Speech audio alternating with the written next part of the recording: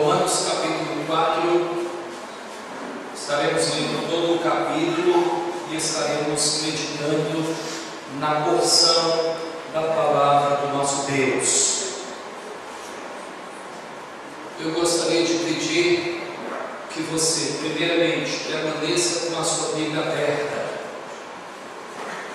E em segundo plano, gostaria de pedir que você evitasse sair durante a exposição da palavra de Deus. A não ser que você tenha uma real necessidade, especialmente por conta de criança, nós compreenderemos. Mas caso não seja uma grande necessidade, permaneça conosco durante toda a explanação da palavra de Deus. Romanos capítulo 4, versículos de 1 a 25. Que pois diremos ter alcançado Abraão, nosso pai, segundo a carne? Porque, se Abraão foi justificado por obras, tem de que se gloriar, porém não diante de Deus. Pois que diz a Escritura? Abraão creu em Deus, e isso lhe foi imputado para a justiça. Ora, ao que trabalha, o salário não é considerado como favor, e sim como dívida. Mas ao que não trabalha, porém crê naquele que justifica o ímpio, a sua fé lhe é atribuída como justiça. E é assim também que Davi declara ser bem-aventurado o homem a quem Deus atribui justiça, independentemente de obras. Bem-aventurados aqueles cujas iniquidades são perdoadas e cujos pecados são cobertos. Bem-aventurado o homem a quem o Senhor jamais imputará pecado. Vem, pois, esta bem-aventurança exclusivamente sobre os circuncidados ou também sobre os incircuncisos? Visto que, dizemos, a fé foi imputada a Abraão para a justiça, como, pois, lhe foi atribuída, estando ele já circuncidado ou ainda incircunciso? Não, no regime da circuncisão, e sim quando incircunciso. E recebeu o sinal da circuncisão como selo da justiça da fé que teve quando ainda incircunciso, para vir a ser o Pai de todos os que creem, embora não circuncidados, a fim de que lhes fosse imputada a justiça, e Pai da circuncisão, isto é, daqueles que não são apenas circuncisos, mas também andam nas pisadas da fé que teve Abraão, nosso pai, antes de ser circuncidado. Não foi por intermédio da lei que Abraão ou sua descendência coube a promessa de ser herdeiro do mundo, e sim mediante a justiça da fé. Pois, se os da lei é que são os herdeiros, anula-se a fé e cancela-se a promessa, porque a lei suscita a ira. Mas onde não há lei, também não há transgressão. Essa é a razão porque provém da fé, para que seja segundo a graça, a fim de que seja firme a promessa para toda a descendência, não somente ao que está no regime da lei, mas também ao que é da fé que teve Abraão, porque Abraão é pai de todos nós, como está escrito: por pai de muitas nações te constituiu. Por pai de muitas nações te constituiu, perante aquele no qual creu, o Deus que vivificou os mortos e chama à existência as coisas que não existem. Abraão, esperando contra a esperança, creu, para vir a ser pai de muitas nações, segundo lhe fora dito: assim será a tua descendência. E sem enfraquecer na fé, embora levasse em conta o seu próprio corpo amortecido, sendo já com 100 anos, e a idade avançada de Sara, não duvidou por incredulidade da promessa de Deus, mas pela fé se fortaleceu, dando glória a Deus, estando plenamente convicto de que Ele era poderoso para cumprir o que prometera, pelo que isto lhe foi também imputado para a justiça. E não somente por causa dele está escrito que ele foi levado em conta, mas também por nossa conta, posto que a nós igualmente nos será imputado, a saber, a nós que cremos naquele que ressuscitou dentre os mortos, a Jesus, nosso Senhor, o qual foi entregue por causa das nossas transgressões e ressuscitou por causa da nossa justificação. Amém.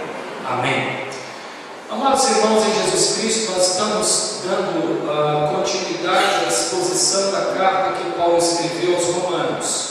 É uma carta fantástica, uma carta que expõe o Evangelho da Graça de uma maneira inigualável.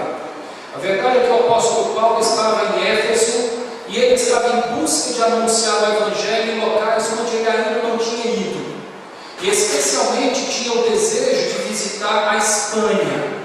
E desejava então, ele não conhecia aqueles irmãos lá de Roma, então ele escreveu essa carta para abrir o diálogo e fazer de Roma um ponto de apoio para que ele pudesse chegar à Espanha e levar o Evangelho da Graça, onde ninguém ainda havia anunciado. Esse era o motivo pessoal que Paulo tinha ao escrever essa carta. Porém, ao longo da carta, nós percebemos que o apóstolo Paulo, talvez sem propósito claro, talvez involuntariamente, usado por Deus de uma maneira extraordinária, ele passou a escrever aquilo que é reconhecido como o primeiro documento sistematizado do Evangelho da Graça do Senhor Jesus Cristo. Uma carta que é completa no que diz respeito ao propósito salvador de Deus para a vida do homem.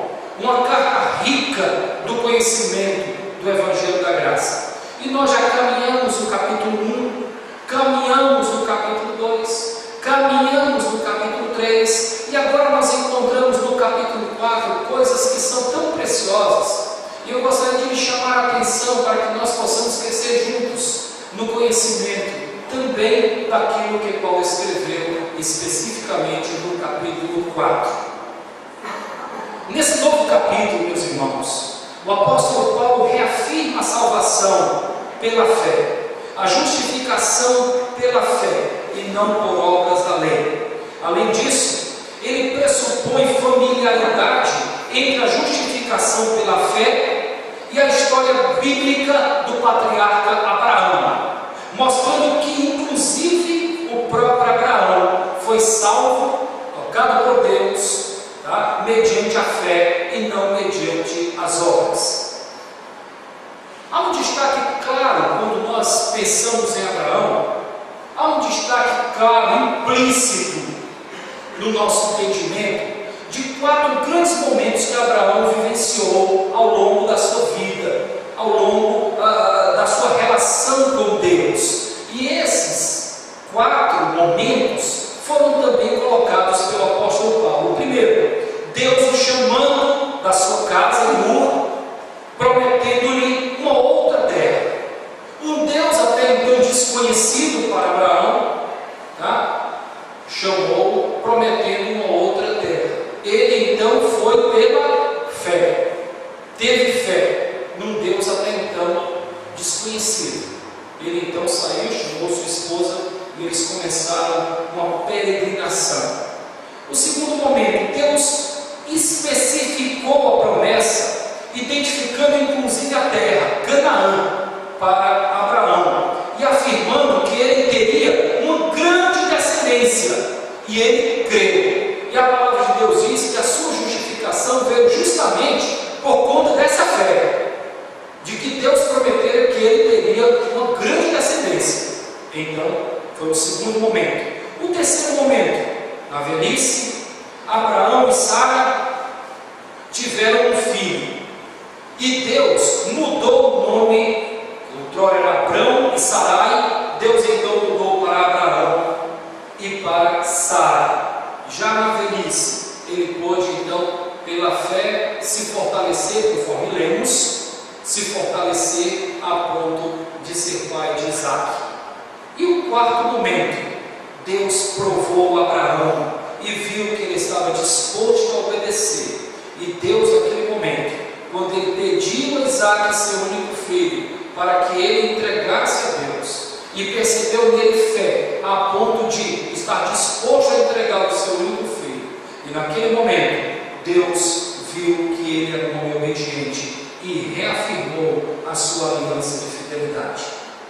Lá em Hebreus 11, nós, ao lermos a galeria dos heróis da fé, nós encontramos um relato acerca de Abraão, e fala que exatamente em cada um desses 4 momentos, o que fez com que Abraão continuasse a sua vida, o seu propósito foi justamente a fé e não as obras. A justificação mediante a fé. Não só foi salvo e justificado, mas foi sustentado pela fé. Não é à toa que ele é chamado até hoje de um pai da fé. Amados irmãos, o texto que nós lemos traz consigo coisas assim maravilhosas. E por se tratar de 25 versículos, nós não estaremos estudando versículo por versículo, mas pelo menos assunto por assunto, e trazendo alguns ensinamentos que trazem para nós uma convicção de vida de fé, uma convicção de salvação, uma convicção de que Deus de fato é poderoso para nos resgatar, que certamente nós sairemos daqui mais cheios do seu conhecimento. Que diremos, pois, ter alcançado Abraão, nosso pai, segundo a carne? Porque se Abraão, o apóstolo Paulo já inicia fazendo aquela pergunta para ele mesmo, aquela conjectura, aquele debate filosófico que ele já fez em outros capítulos. Porque se Abraão for justificado pelas obras, ele tem do que se gloriar, porém não diante de Deus. Por quê? Porque diante de Deus ninguém pode ser justificado pelas obras. Nós até escutamos entre nós mesmos pessoas dizendo o seguinte: fulano de tal, se ele não for para o céu, ninguém vai, porque o homem é bom. Já ouviram isso, né? Fulano de tal, se aquela lei não for para o céu, ninguém vai, porque ou mulher decente, ou mulher íntegra, ou mulher bondosa, hospitaleira. Então entre nós até chegamos a pensar que as obras poderiam guardar um lugarzinho lá no céu, mas não diante de Deus, porque Deus é um Deus que sonda os nossos pensamentos, é um Deus que vê que nós somos pessoas corruptíveis, somos pessoas falhas. Então diante de Deus todos nós somos pecadores. Por isso que o apóstolo Paulo diz, todos pecaram e destituídos foram da glória de Deus. Uns pecaram de uma maneira social. O que a gente chama de pecado social? É aquele pecado que a sociedade tem no conhecimento. Mas outros pecam no pensamento, outros pecam no sentimento, mas todos nós pecamos. E Deus que conhece tudo que é em nós, sabe exatamente onde nós pecamos. Então não diante de Deus. O texto continua ainda dizendo o seguinte: pois que diz a Escritura? Aí o apóstolo Paulo diz: vamos ver o que diz a Escritura, vamos ver o que diz Gênesis, se de fato ele foi justificado por suas obras, por suas boas ações. Aí o texto diz: Abraão creu em Deus e isso lhe foi imputado por justiça. Gênesis 15, versículo 6. Ele creu. Então é o fato de crermos. Creio no Senhor Jesus Cristo e serás salvo tu e tua casa. Deus enviou o seu Filho ao mundo para que todo aquele que texto ainda continua dizendo: ora, ao trabalhador, versículo 5, mas ao que não trabalha, porém crê naquele que justifica o ímpio, sua fé lhe é atribuída como justiça. Ele não precisou fazer nada, mas a fé foi quem justificou.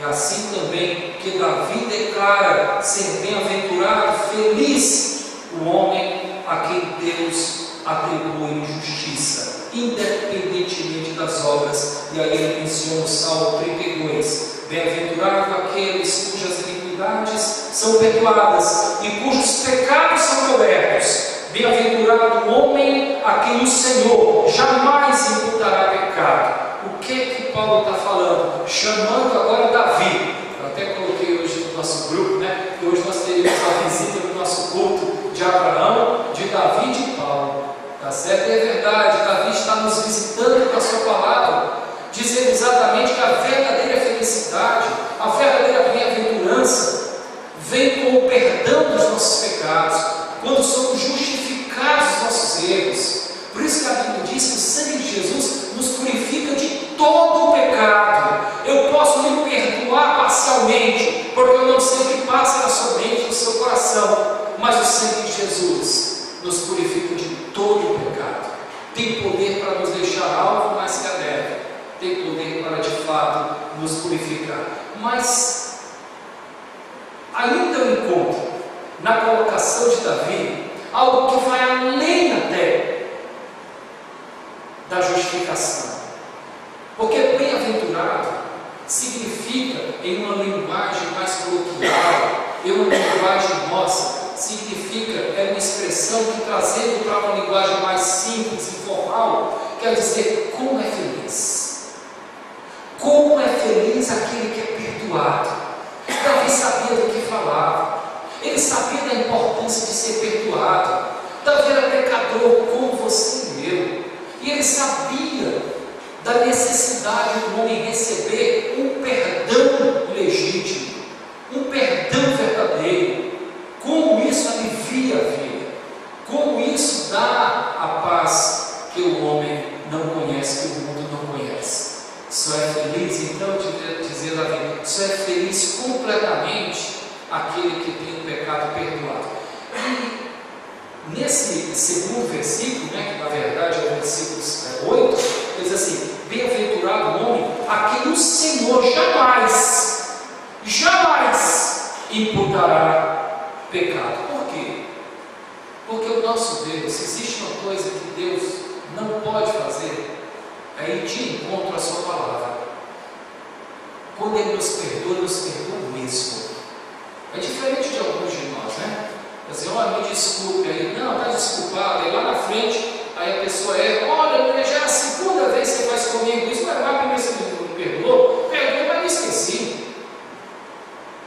Então já é a segunda vez que você faz isso. Então Deus não.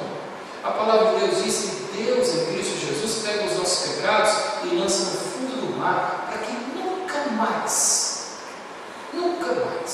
eles venham a ser lançados em nosso rosto. Mas lá na frente o apóstolo Paulo diz também: quem tentará acusação contra os eleitos de Deus, se é Deus que nos justifica? Quando somos justificados por Deus, nós somos justificados para sempre. Bem-aventurado então o homem a quem o Senhor jamais imputará pecado, porque eu fui lavado, porque este homem foi lavado pelo poderoso sangue do Senhor Jesus Cristo. Amém? É bom isso ou não? Maravilhosa graça, né? Isso que a gente canta aqui. Maravilhosa graça. Como podemos contá-la? Como é de começar? Muito bem, o texto ainda diz, eu quero fazer esse último destaque, depois irmos para uma aplicação, que certamente há de nos edificar também. Nós encontramos ainda aqui no finzinho do versículo 9, a fé foi imputada a Abraão para a justiça. E o versículo 10, como pois lhe foi atribuída, estando ele já circuncidado, ou ainda incircunciso, no regime da circuncisão? Não, e sim, quando estava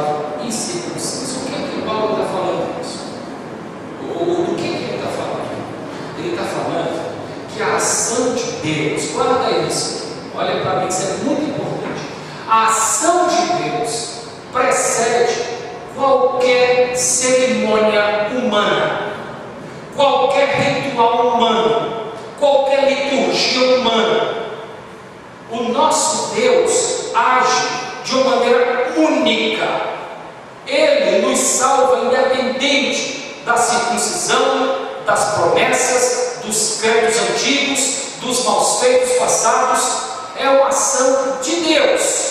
Por isso é chamada de graça, que quer dizer favor não merecido. Porque se Abraão fosse salvo envolvendo também o ritual da circuncisão, não era somente graça, houve também uma participação do homem, tá? É o que os teólogos chamam de sinergismo, a ação do homem com a ação de Deus.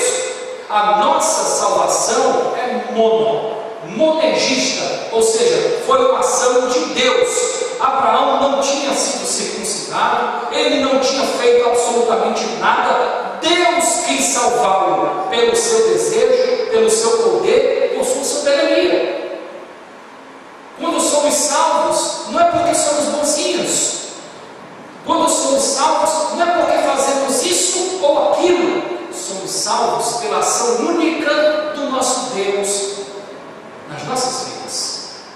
É o próprio Espírito de Deus que nos convence do pecado, da justiça e do juízo. É Ele quem faz por nós tudo. Nós somos somente alvos do seu amor, alvos da sua graça, alvos do seu querer bendito. Honra, glória e louvor somente a Deus. Por isso que quando Paulo termina o capítulo 11 dessa bendita carta, ele termina dizendo: porque dele, por ele e para ele são todas as coisas.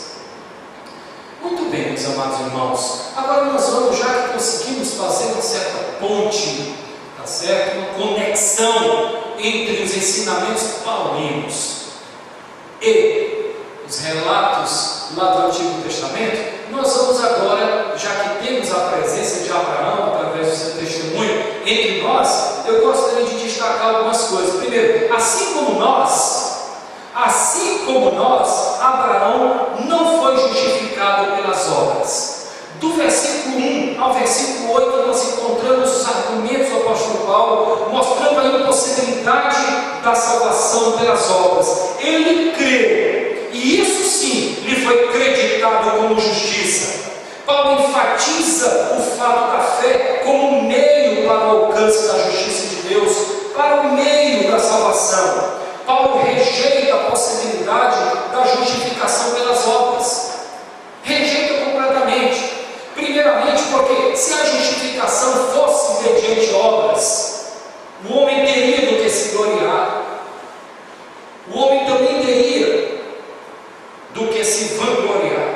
E segundo, para que as Escrituras não fossem desconsideradas. O texto é muito claro, conforme eu já mencionei, declinei diante dos irmãos. Gênesis 15, 6. Ele creu, e isso lhe foi imputado ou creditado como justiça de Deus.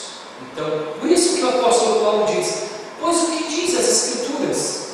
E aí a gente começa a perceber a grande coerência que há na teologia, no ensinamento, na doutrina do apóstolo Paulo em relação ao Antigo Testamento. Quanta grandeza de ensinamento! O que diz as Escrituras? Vamos ver se de fato ele teve obras que poderiam levar-lhe à salvação. Então ele prova categoricamente que Abraão, assim como nós, não foi justificado por obras. Trazendo para a nossa vida, meu irmão, não há nada que você possa fazer para a salvação. Você deve pedir a Deus o entendimento, a compreensão, o convencimento de que você é pecador, de que o seu pecado só pode ser justificado mediante o sangue do Senhor Jesus Cristo, o seu sacrifício na cruz. Você precisa compreender que você é pecador e que o salário do pecado é a morte. E você precisa, através desse entendimento, pedir a Deus: Senhor, tem misericórdia de mim. Senhor, que o sacrifício do teu filho possa, de de fato pagar pelos pecados que outrora eu cometi. Assim como nós, Abraão não foi justificado pelas obras, assim como nós, Abraão não foi também justificado pela circuncisão. Dos versículos 9 a 12. O que quer dizer circuncisão? Por que Paulo enfatiza a circuncisão? Você pode muito bem, para que haja um entendimento claro, tirar a palavra circuncisão do seu entendimento, não tira da Bíblia não, porque isso é pecado. Tá? Tirar da sua mente a palavra circuncisão e colocar tradição. Tradição. Porque havia uma tradição do homem hebreu ser circuncidado. E como havia uma mistura entre cultura e religiosidade, então eles atribuíam a obediência à cultura religiosa, tá? O fato de eles serem eleitos. Então eu sou circuncidado. Não foi à toa que muitos judeus, ao se converterem ao cristianismo, tiveram inúmeras dificuldades de abrirem mão daquela cultura judaica. Então vários inclusive perseguiam o apóstolo Paulo porque ele anunciava um evangelho livre, um evangelho para todos, um evangelho que não exigiria nunca qualquer tipo de ritual religioso. Ele então anunciava: crê no Senhor Jesus Cristo e serás salvo em tua casa. Ele não dizia: crê em quarto sábado. Ele não dizia: crê e seja circuncidado. Ele não dizia: crê e deixa de comer carne de porco, por exemplo. Ele não dizia nada disso. Ele dizia: creia, porque é a fé que salva. O meio pelo qual somos salvos é a fé. Então não a tradição. Assim como nós, Abraão também não foi salvo pela circuncisão, pela tradição. Ao contrário disso, ele foi justificado antes da circuncisão. A ação de Deus para a salvação antecede qualquer preparativo do homem. Abraão primeiro recebeu a justificação pela fé, ainda incircunciso, ainda sem qualquer tipo de preparo. Quantos de nós fomos salvos também sem qualquer tipo de preparo religioso? Ouvimos a palavra de Deus e fomos convencidos pelo Espírito Santo de que tínhamos que de fato ter uma nova vida com Deus pelo Senhor Jesus Cristo. Em primeiro lugar, então, ele recebeu a justificação pela fé ainda incircunciso. Em segundo lugar, depois ele recebeu a circuncisão. Isso é muito importante, guarda comigo aqui, olha para mim que isso é importante. Depois ele recebeu a circuncisão como sendo um sinal visível da aliança que Deus fez com ele. Que sinal visível nós temos hoje? Nós tivemos aqui há uns 3 domingos, né? Um sinal visível do que Deus fez com a vida do Luiz Isaac, um sinal visível do que Deus fez com a vida do Bernardo, um sinal visível do que Deus fez com a vida do Nicolas, da Elisângela. Qual é o sinal visível que nós temos do que Deus fez na nossa vida? O batismo. Somos batizados, confirmamos a nossa fé. Não quer dizer que aquele que morreu sem ser batizado nas águas não tem salvação. Não, não. Mas assim como Abraão foi circuncidado, né? Depois da salvação, como uma aliança, como uma prova visível do que Deus fez com ele, assim também nós, em obediência àquilo que Cristo ordenou à igreja: ide, pregai o Evangelho, ide, fazer discípulos, batizando-os em nome do Pai, do Filho e do Espírito Santo. É o sinal visível do que Deus fez com a nossa vida. Assim como o batismo em si não salva, a circuncisão em si também não salva. O que salva é a fé no Senhor Jesus Cristo. Mas nós, ao crermos, queremos demonstrar isso. E demonstramos através do testemunho do batismo. Depois, então, ele recebeu a circuncisão como sinal visível, um selo da justificação, assim como o batismo é para nós. Uma terceira aplicação. Primeiro, assim como nós, Abraão não foi justificado pelas obras, assim como nós, Abraão também não foi justificado pela circuncisão. circuncisão, assim como nós, Abraão também não foi justificado pela lei. Versículos 13 a 17, a partir do 17, nós encontramos exatamente isso. E é um texto muito interessante. Esse, inclusive, eu vou fazer questão de reler com os irmãos. A partir do versículo 13, nós encontramos assim: não foi por intermédio da lei que Abraão ou a sua descendência coube a promessa de ser herdeiro do mundo, e sim mediante a justiça da fé. Pois se os da lei é que são os herdeiros, anula-se a fé e cancela-se a promessa, porque a lei suscita a ira, mas onde não há lei, também não há transgressão. O que isso quer dizer? Meu irmão, olha para mim, importante isso, vem cá. A lei transforma o pecado em transgressão.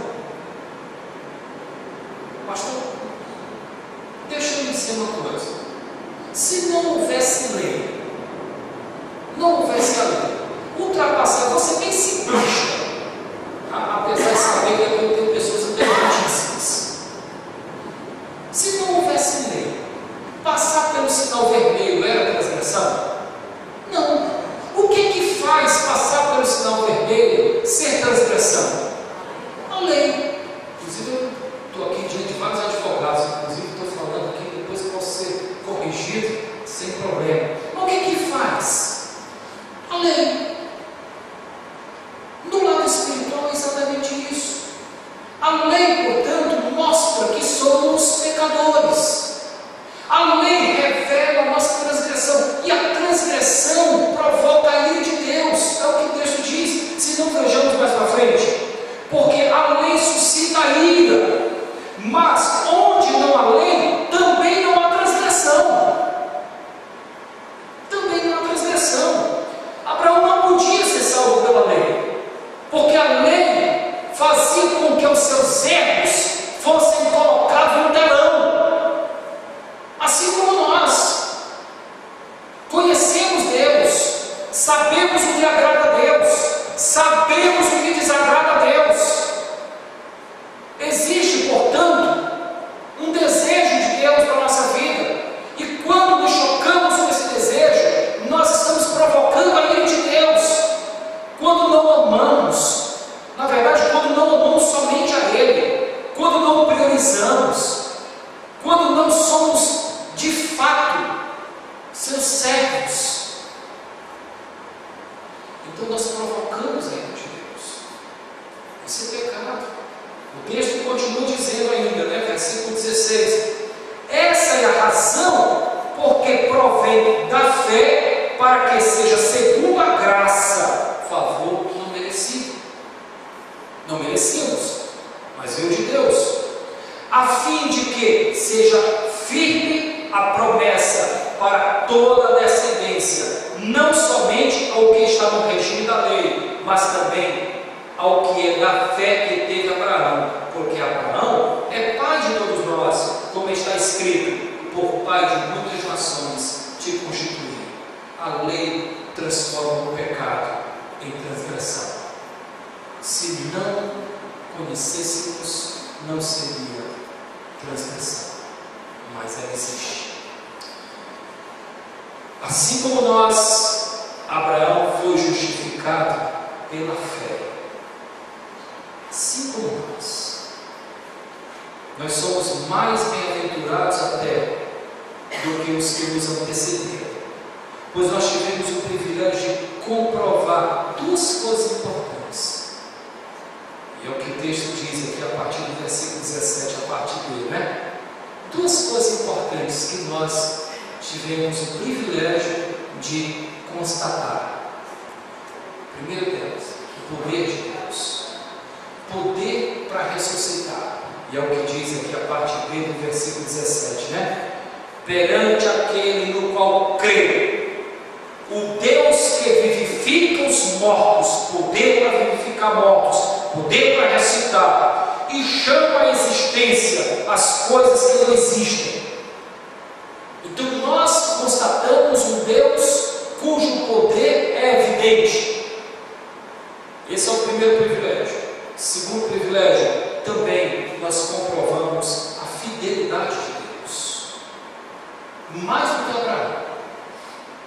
Como assim, pastor? Abraão creu e ele continuou a sua vida. Ele não tinha qualquer, mas não pense que Abraão veio de uma família religiosa, não. Ur dos Caldeus não era um local onde havia o Deus hebreu sendo adorado, não. Ele creu. Nós hoje, confortavelmente, sabemos que Deus, quando Abraão tinha 100 anos e Sara 90, deu à luz a um menino chamado Isaac. Nós confortavelmente sabemos que Deus pediu um menino para ser entregue. Nós confortavelmente sabemos que Abraão levou o menino para ser imolado. Nós confortavelmente sabemos que Deus impediu que ele matasse Isaac. Por isso eu digo, nós somos pessoas privilegiadas, porque nós constatamos o poder de Deus, constatamos que de fato Cristo veio, constatamos que de fato Ele morreu, constatamos que de fato Ele ressuscitou dos mortos. Temos constatado aquilo que o Senhor disse acerca da igreja. Há mais de 2000 anos a igreja sendo perseguida de tantas formas, e ela aqui viva, porque as portas do inferno não prevalecem contra a igreja do Senhor. Nós somos privilegiados porque temos visto um Deus poderoso e fiel, mais do que Abraão, mais do que os que nos antecederam, que creram e foram numa caminhada sem saber para onde ir, mas pela fé continuaram. Poder. Ele também, fidelidade. Por isso que lá em Hebreus 11, versículo 11 diz: pela fé Abraão e Sara foram pais na velhice, pois teve por fiel aquele que havia feito a promessa. Deixa eu dizer uma frase aqui para você, meu irmão, guarda aí. A fé nos leva a olhar para as dificuldades à luz das promessas de Deus. Guarda aí. A fé faz com que nós olhemos para as dificuldades à luz não das nossas potencialidades, mas à luz das promessas de Deus. Então, quando tiver dificuldade, que Abraão tinha 100 anos de idade, e não fica falando, mas a idade, não, o texto diz que ele estava velho, que ele tinha o seu corpo já envelhecido. Mas a fé faz com que nós olhemos para as impossibilidades, para as dificuldades, à luz não da potencialidade humana, mas à luz das promessas de Deus. O que Deus de fato prometeu a você pela sua palavra? O que Ele tem por propósito? Que você tenha uma vida de fé. Por isso que Hebreus 11 diz: pela fé Abraão e Sara foram pais na velhice, pois ele teve por fiel aquele que havia feito a promessa. Quem prometeu foi Deus. Quem cuida de mim é Deus. Quem de fato impedirá que me falte alimento é Deus. Quem de fato diz que eu estou salvo apesar das minhas imperfeições é Deus. É Deus. Que essa fé acompanhe a sua vida. A verdadeira e permanente bem-aventurança está no fato de sermos completamente perdoados, completamente justificados. Isso nos dará uma nova mentalidade acerca da vida que temos. Vivemos por fé, não pelo que vemos. O que eu vejo, quem sabe agora dizer assim, o que eu vejo aqui ao me olhar no espelho é um homem velho. Mas eu quero ver essa dificuldade à luz do que Deus prometeu. E ele foi fiel. E deu Isaac. E de Isaac, então Deus constituiu uma grande nação. Grandes nações. Uma posteridade enorme. Assim é Deus, meus irmãos. Que o nosso Senhor aperfeiçoe a nossa fé. Que o nosso Deus continue nos sustentando. Meu irmão, assim como nós, Abraão não foi justificado por obras, pela tradição, pela lei, mas foi pela fé. É a fé. Como é que está a sua vida de fé, meu irmão? Como é que está a sua vida de fé, minha irmã? Como você tem vivido? Experimenta.